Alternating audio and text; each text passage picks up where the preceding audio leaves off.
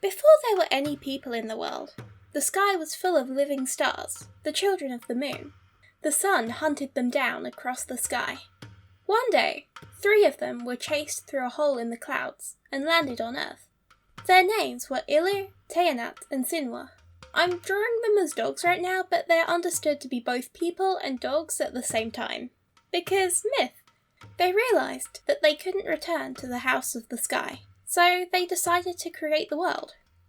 First, they needed shelter from the sun, and something to eat, so Teanat scattered her tears across the soil, and created plants.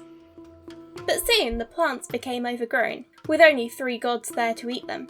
So Sinwa scattered her blood over the rocks, and they turned into animals.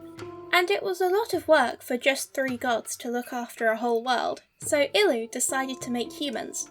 First, he carved them from wood, but the jealous sun set them on fire.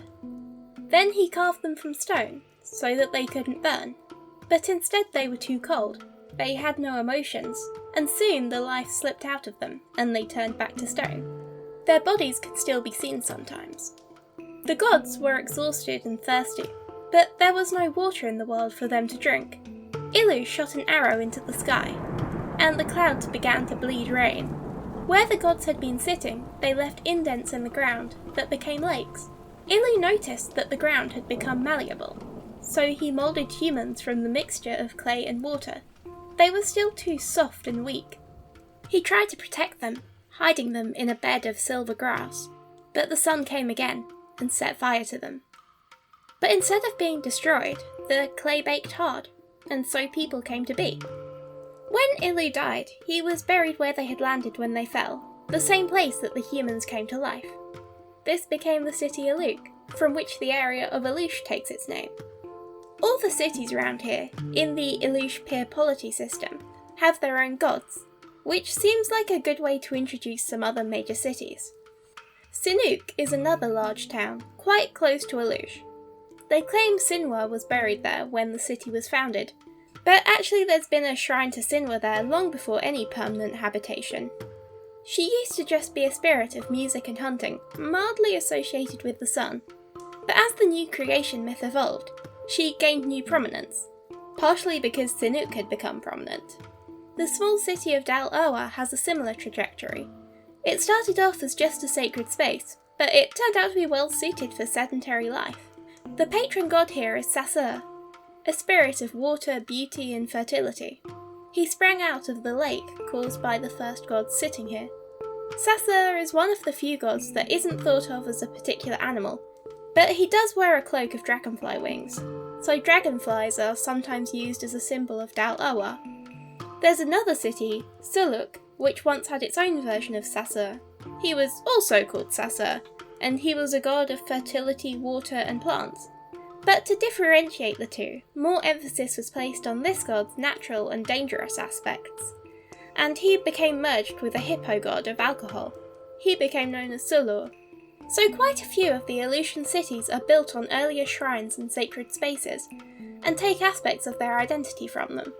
But not all of them. Apad's patron god is Ru, a black bull that pierces the clouds to make rain fall. Ru used to have a shrine on a mountaintop, so that he was high enough to reach the clouds. But the village of Apad needed a god to protect them, so they sent a hero to the mountain to bring Ru down, and since then, the temple at Apad has cared for a black bull. In their version of the creation story, it's Ru that makes the rain fall. Nibta has Nibti, the swift rabbit of prophecy, because they're notorious for relying on prophecies. Nibti was actually named after the city. While prophetic rabbits had been a staple of myth for a while, Nibta was the reason they became condensed into a single figure. Enkayabu is actually more of a coalition of small villages on the river delta, but taking inspiration from the other cities and wanting to join in with the peer polity system, they create a coalition, build a temple on neutral ground that houses all of the village's gods, and present Enkayabu with the symbol of a shoal of fish. Then there's Busa. All these other cities share the same general culture and pantheon, but Busa's been separate for a long time, even before the Wayfinder people. It's slowly becoming part of the peer polity system, but it's still held at an arm's length. Busa's patron god is Bakea, the trickster crow god who taught humans agriculture and writing in Ilush myth. But the Busan equivalent also created humans, and they don't have an equivalent of Ilu at all, which Iluk is not pleased about. So those are the major cities of this area, and their patron gods. They aren't the only ones. There are lots of settlements here, developing together, borrowing innovations, and competing against each other.